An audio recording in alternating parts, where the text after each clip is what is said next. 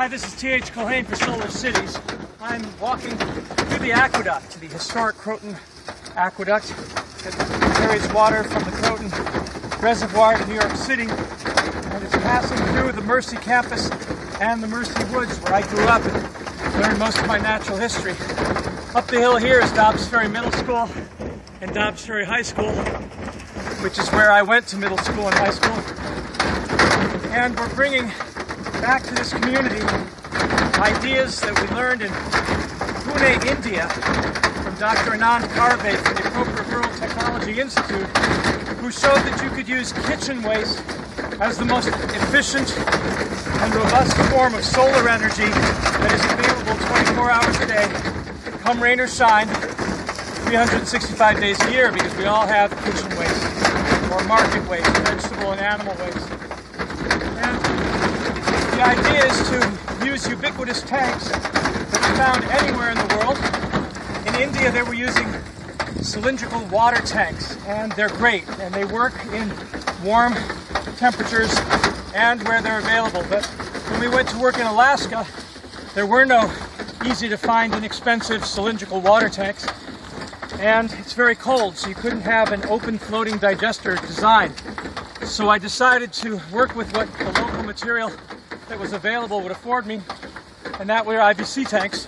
I started working on a design. Before I got to Alaska, I bought some IBC tanks used that people sell for rainwater capture in Germany, and successfully demonstrated that a family of 2.5 people could produce about a half an hour gas every day using their kitchen garbage, and insulated it, because it's a sealed tank, with styrofoam like this here, and stretch wrap to hold it in place. And you can still maintain pretty good gas production in the winter as long as you fed it with hot water, which I do using the shower and bathtub and dishwasher water as gray water going in. And so the IBC tank has now become our preferred do-it-yourself biogas solution. Anybody can find these. This one cost me $165. Normally you can get them between $100 and $125. They're pretty lightweight, manageable, and they can be used inside a garage or a basement, or as you'll see, inside a classroom, because they're sealed. So you can do your generating of gas at the ambient room temperature, and then insulate them and heat them so that you can get up to the body temperature that is optimal for biogas production. Of course, biogas bacteria will work as low as 13 degrees Celsius, and room temperature is about 25, and they do well at 25 degrees, but if you really want to maximize with a small tank like this, try to get up to 2 hours of cooking gas on a single burner every day.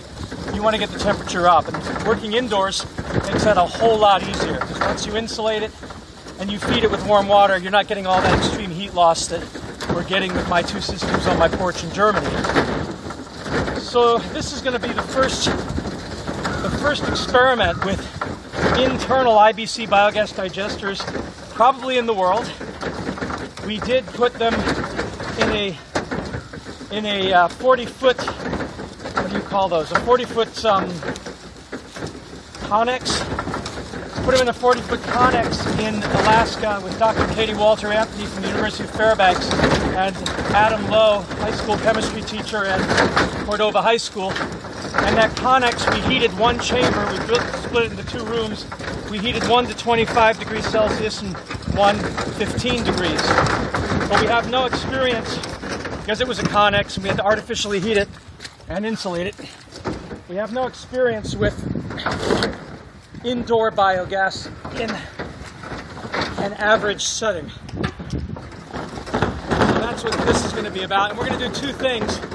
This particular tank, which I've got to adjust now, this particular tank is going to be the one that starts with humanure. That is, that the methanogens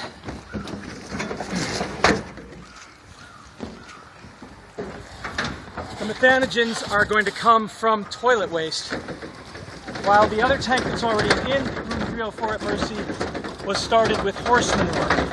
So we're going to show that in the event of an an emergency where you've got to deal with toilets that don't flush because the electricity's out, like after Hurricane Sandy, and you can't get gasoline for your car, and you're thinking, I still have food waste and I got toilet waste, what do I do? You can take the toilet waste, put them in a tank like this, ferment them, start putting your food waste in, and then generate methane for cooking, for heating, and for generating electricity. So this will be one of the two treatments. We'll show both using horse manure or cow manure and using human fecal material as a source of bacteria. Thanks. It's almost here, as you can see. Here's Mercy College. Coming up.